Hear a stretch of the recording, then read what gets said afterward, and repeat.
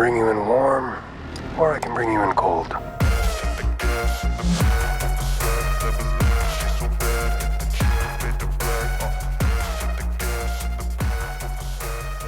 What's going on, guys? Welcome back to the channel. For today's video, we're going to be checking out the Transformers, Star Wars, The Mandalorian, N-1 Starfighter, which finally sees the return of arguably one of the more iconic crossovers. And as we whack up an image of the actual N-1 Starfighter, I think it's fair to say that they are mostly back with a bang. When it comes down to both detail and design, this looks to be a brilliant recreation. They really have done a top job. They've even taken into account how this was repaired in the show by capturing all of the asymmetrical details, which I think looks sick. Even as we spin this here to the underside, I would argue that this looks equally as clean as the top side, which from a design standpoint is seriously impressive, as the N1 is an incredibly slim ship. The only part of the design that visually I'm not the biggest fan of would have to be the shade of grey plastic. I really do think that for the leader class price point, this could have looked so much better had it instead been slightly more metallic to better match what we do see on screen. In terms of accessories that are specifically designed for the N1, up first are these blast effects, which have been really nicely detailed, and this pair, which are significantly smaller, although are designed to attach onto the front cannons, whereas the others can totally be slapped onto the back boosters, in order to propel Mando through the galaxy. Then next up, and easily the best out of the bunch, would have to be this display base, which is a brilliant inclusion, although to truly unlock its potential, we have to transform the N1 into its robot mode. Cruising through some vehicle mode size comparisons, on the right hand side we have the Transformers Kingdom Voyager Cyclonus, who I really do think is the most comparable mainline Transformer to compare against this crossover. Now, to be entirely honest, originally I thought this guy was a retool of this guy, as when you do stack them up back to back against each other, they are pretty much exactly the same size and really are quite similar when it comes down to the overall shape of their vehicle modes, whereas in fact they are two entirely different molds. Then next up, just as no Transformers review is truly complete without the return of the myth, the legend, the Earthrise Optimus Prime, then for something slightly more recent, here is the Commander class Optimus Prime, and then finally the Studio Series 86 Deluxe class Bumblebee. Now, flying through this guy's transformation, I was pleasantly surprised with how complex this is, especially for a crossover. So for the first step, take a hold of the back end and fully detach it away from the front end. You'll then take a hold of the back bubble and detach it away from the fueling rod, as this does transform into a pretty wicked blaster for Mando. So making use out of those hinge joints, slide this here all the way to the back, and then finally flip here to the underside, take a hold of this post and fully extend it. Now, when it comes down to this back bubble, yes guys, this is able to both open and close, although unfortunately, despite the leader class price point, this does not include a tiny Grogu figure, which I do think kinda sucks. Now, I did try out the Black Series version, and unfortunately that was just a little too big, although I have heard that the Lego version works an absolute treat. But getting stuck back into the N1 itself, for the first step, take these twin cannons and split these here directly down the middle. Again guys, do the same for the second side. You'll then turn to these engines, where you will now take these cylindrical components and pop these here upwards. Once that's complete, we can then take this section and slide this all the way to the back. Again guys, be sure to do the same for the second side. So pop this panel here forwards, take this entire section and slide this here backwards. Then for the next step, grab a hold of the head of the Mandalorian and slide this all the way up. You'll then spin to the back of the Mando, where we are now going to grab a hold of this panel first, snap this here down, and then this section will come up and over the top and will snap into place. You'll then take these components and slide these here to the underside of the wings. So again, be sure to do the same for the second side. Then for the next step, spin back round here to the front, where we are now going to grab a hold of the shoulders. These are going to spin all the way around. So again, do the same here for the second side. You'll then want to slightly hinge these here up, just to disconnect them away from these panels, as these are going to pop forwards and will click into place. So again, be sure to do the same for the second side.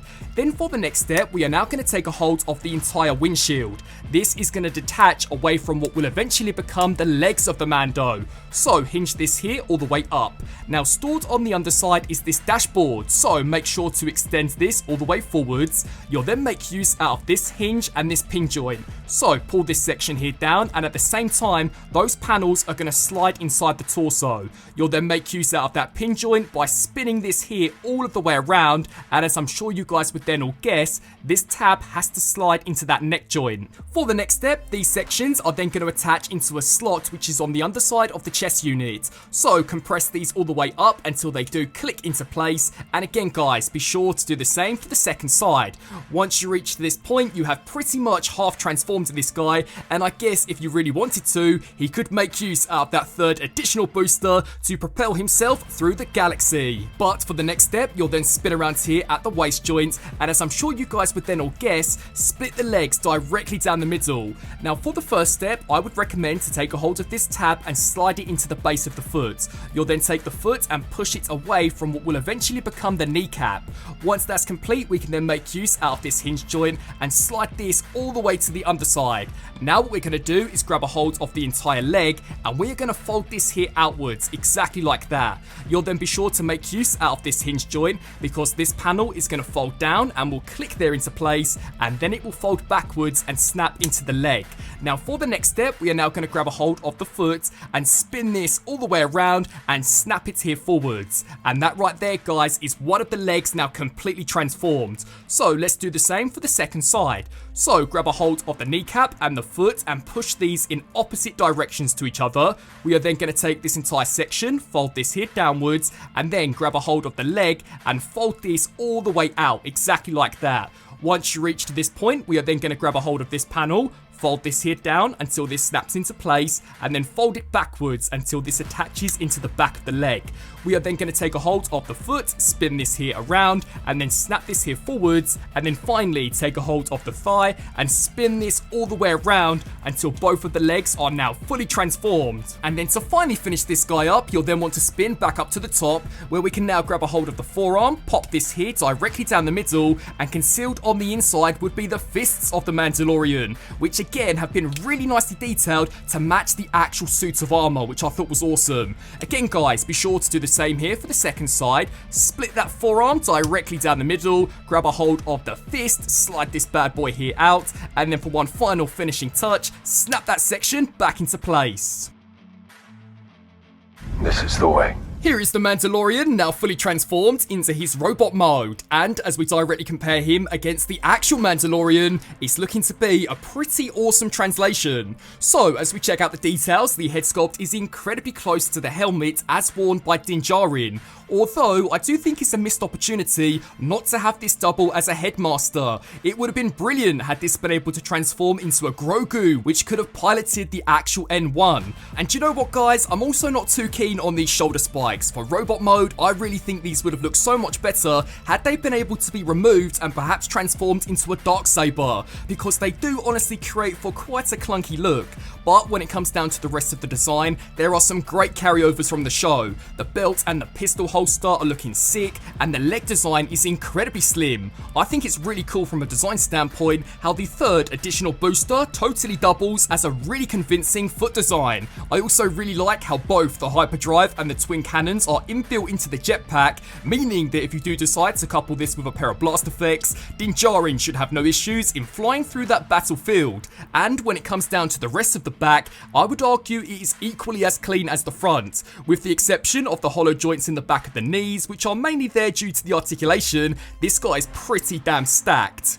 As we fly through the Mandalorian's weaponry, up first we do see the return of that additional component which we did remove from the N-1 that when in this form can totally transform into a full-blown Cybertronian blaster. For those of you looking for something which is slightly more show accurate, he also includes his iconic sidearm, which is tiny. But remember guys, it's how you use it that matters. And in addition to the blast effects showcased previously, he also includes an additional 2, which you can attach onto both blasters. But this display base is definitely the money shot of the entire accessories, because this is way more than meets the eye. So when in robot mode, you can simply take a hold of the actual stand itself and detach it away from the base. which does create a full-blown energized battle shield for the Mandalorian to use in order to protect himself when in battle. But this right here is easily the most impressive part of the entire display base, because check this out guys, in addition to creating for a pretty convincing stand, this can also transform into a full-blown energized holographic cape for the Mandalorian, which can simply be attached onto his back to truly create his look from the show. And if you are looking to repurpose some of the larger blast effects, these can simply attach onto the underside of the space pod, which once combined alongside the display base does create for a pretty awesome companion piece, again to stack up against the Mandalorian. Although it does kind of beg the question as to why they never included a to scale Grogu with this, considering that they did go to the extent of making this an actual feature. He comes with a ton of accessories, but arguably not the most important. Now, flying into this guy's articulation to see the true power of a Mandalorian. To begin with, the head is on a ball joint. This will look up, down, tilt side to side, and can be spun left to right. The shoulders can kick forwards and backwards, although sadly suffer from a bad case of the 86 movie hot rod shoulders, in the sense that these will simply smack Mando straight in the head. And to go back to my earlier point, these massive spikes really aren't helping at all.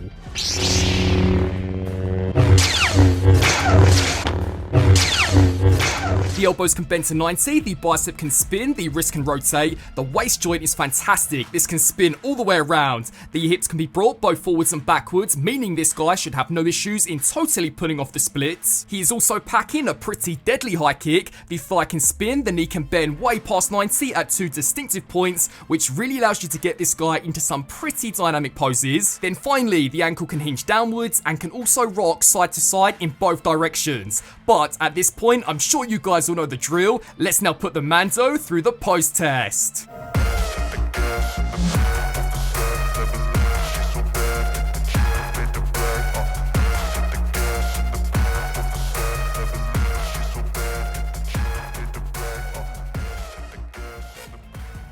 Now, firing through some robot mode size comparisons, on the right hand side we have once again the Transformers Kingdom Voyager Cyclonus, who really does look to unfortunately have a pretty bad case of cosmic rust. The legendary Earthrise Optimus Prime, the Studio Series 86 Commander class. Now if you guys were to count to the top of these spikes, this guy would be taller than this Optimus Prime, which I really do think is ridiculous. I mean, to go back to my earlier point, they definitely should have looked in making those smaller, because with the exception of those, this is a fantastic design. Then finally, the tiny 86 Mophie Deluxe Bumblebee.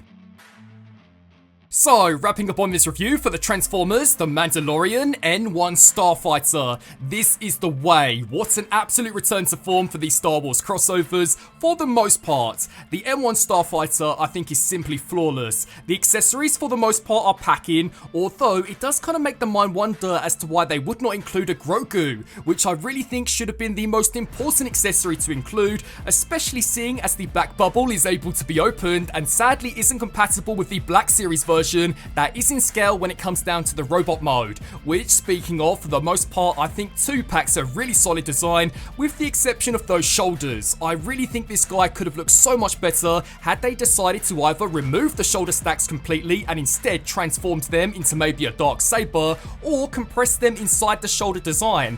Either way, they do come across as just a little too clunky in my opinion, meaning that when you are articulating this guy, more likely than not, they will simply smack into the Mando's helmet. I would love to get your guys' thoughts on this Mandalorian / N-1 Starfighter down in the comment section below. I want to thank you guys all so much for watching, and until my next review, transform and roll out!